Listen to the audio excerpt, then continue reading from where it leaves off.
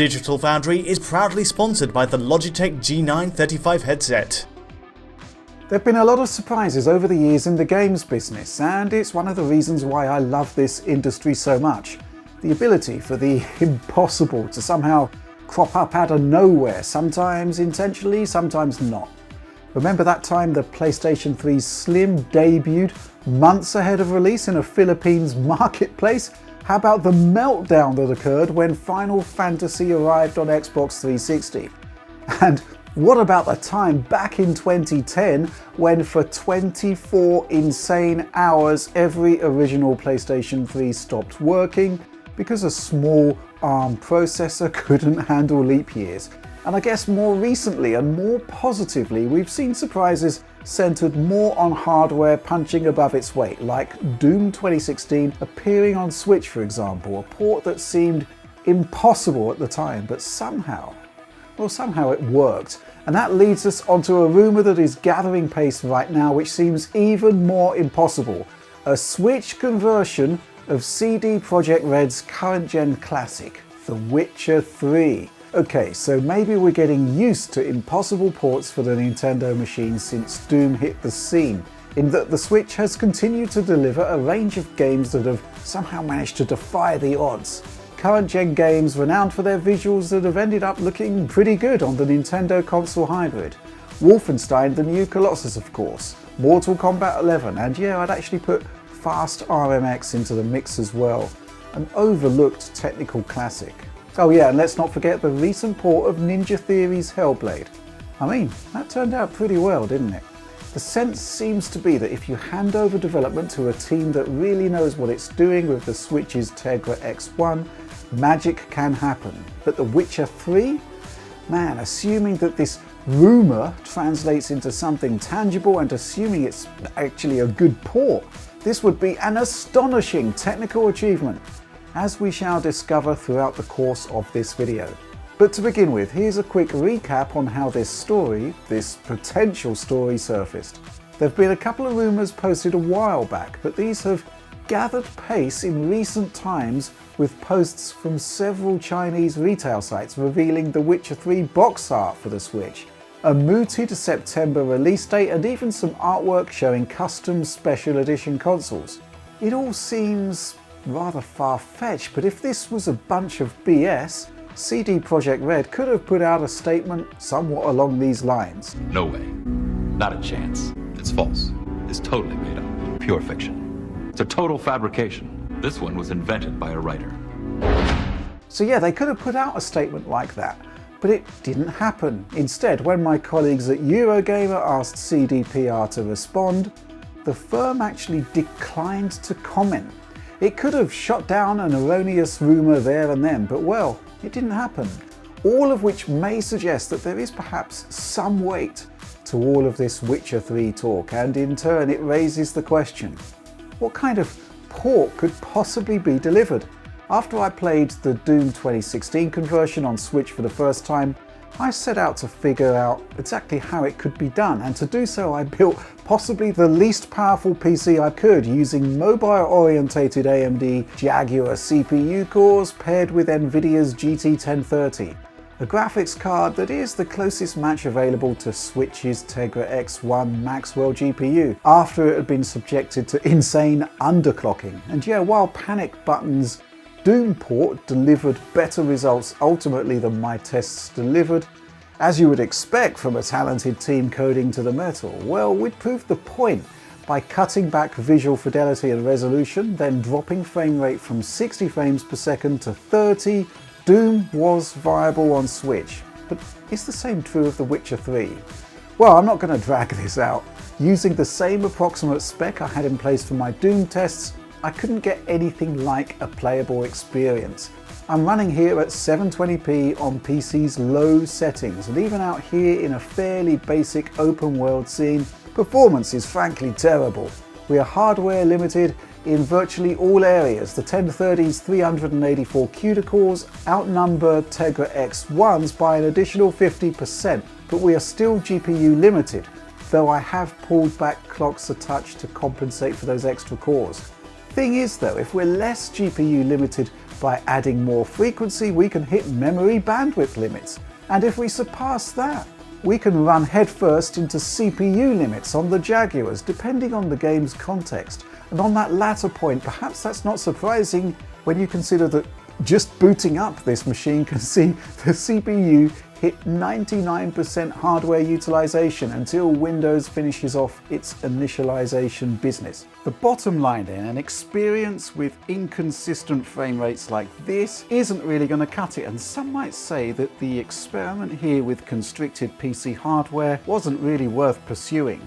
Have I completely wasted my time then? I don't think so, because if this Witcher 3 story is true, if the developers do manage to pull this off, well, we're looking at what could well be one of the console's most remarkable technical achievements to date. So I was running at low settings on PC, and maybe you know that The Witcher 3 can go lower than low. And Low Spec Gamer did some great work here. And yeah, there is some precedent of impressive Switch ports reducing fidelity beyond PC's minimum and still looking decent. But you know, there does come a point where you go so low that you have a game that is perhaps too compromised. And from everything I know about how CD Projekt Red operate, that's just not their MO. So let's continue with my testing on my ultra low spec PC Switch alike. Having watched how Windows 10 can trash the performance of the Jaguar CPU cluster, I'm not sure whether I'm introducing a bottleneck that Switch wouldn't have. I removed the GPU underclock, and here in Novigrad you can see the issue I'm having. I'm tapped out on all cores to the point where even the GT 1030 is massively held back by a lack of CPU power. Now this may well be an issue for the Switch 2 of course, and I recall this area even having some issues on the current gen consoles. But on the flip side, Switch's ARM cores have often delivered surprisingly impressive results.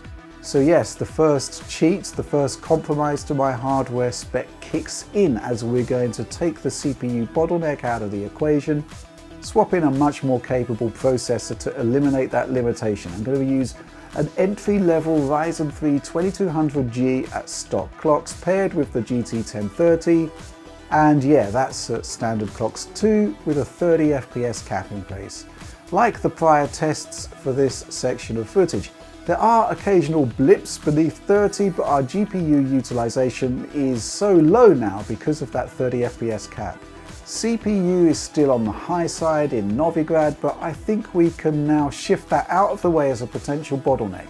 And the focus shifts now to the GPU. Now let's go back to our paired back clocks on the GT 1030 to bring us closer to Switch level graphics performance. Well, we're definitely GPU limited now. 720p, low settings, 100% GPU utilization, and frame rate is still all over the place. Can we do better? Well, yes we can, and you can see that in this footage. I'm running fairly nicely at 30 frames per second with a caveat or two I'll discuss in a moment. The bottom line though, 384 CUDA cores running at 570 MHz or thereabouts isn't a million miles away in performance terms from Switch's 256 running at 768 MHz. I've made some tweaks in the .ini file to lessen the overhead of foliage and shadows, and well, okay, I'll admit it, the resolution is now at 1024 by 576. 576p. Doesn't look great of course, but it is still recognisably The Witcher 3, and texture quality is actually at low here. We could push that higher and get an instant visual upgrade. And this is straight PC code out of the box of course. The developers have carte blanche to do whatever they want to make it better fit on the Switch, and I suspect that based on these tests, they're going to have to. You see, even with my tweaks, even with my 576p resolution, well, RevaTuner gives it away there. On these tests, I was running with the GT 1030's GDDR5 memory at stock clocks. A Tegra X1 has far less memory bandwidth, and not only that, it has to share that bandwidth between the CPU and the GPU. I can't fully test the impact of constrained memory bandwidth with the 1030, but I can definitely show how crucial it is to The Witcher 3's technical makeup. With bandwidth at around 2.5 gigabits per second, much higher than Tegra X1, performance can still be a touch inconsistent, but it's mostly playable.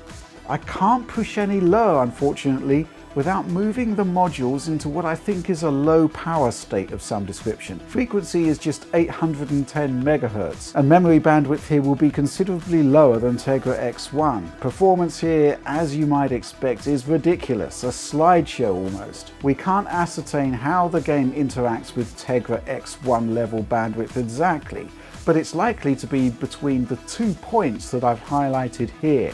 And yeah, The Witcher 3 clearly scales with memory bandwidth. We've proved this in the past, time and time again.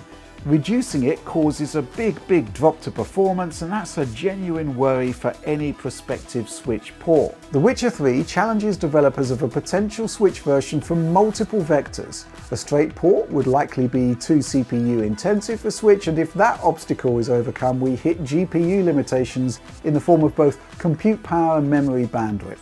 The challenge is immense then, but well, CD Projekt Red has some form in delivering an exceptional console port. I refer of course to The Witcher 2 on Xbox 360, which was recently enhanced with a 9x resolution boost and performance upgrades for Xbox One X users via backcompat. In this case, the Witcher 2 port was possible because the game content was refactored for the Xbox 360, while the lighting and post-processing was all optimized for the Microsoft console. What we ended up with was a game that looked remarkably different to the PC original, but was still recognizably The Witcher 2. Could CD Projekt Red be planning something similar for Switch? Well, I think that there are going to have to be some changes. Dynamic resolution, which is found on Xbox One, could help, while some level of TAA would be needed to make that lower pixel count palatable. I think some way of mitigating the bandwidth issues is also going to be essential, with some pretty aggressive optimization on areas like Novigrad and Crookback Bog. It's a massive challenge then, but I'm never going to discount the quality of what CDPR can deliver. That said, the studio is focused on its new title, Cyberpunk 2077, which many believe will ship sometime next year.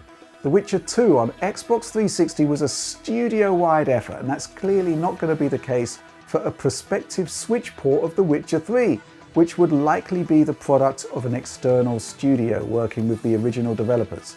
With that in mind, I can't see it getting the same level of commitment from the mothership as The Witcher 2 on Xbox 360 did back in the day.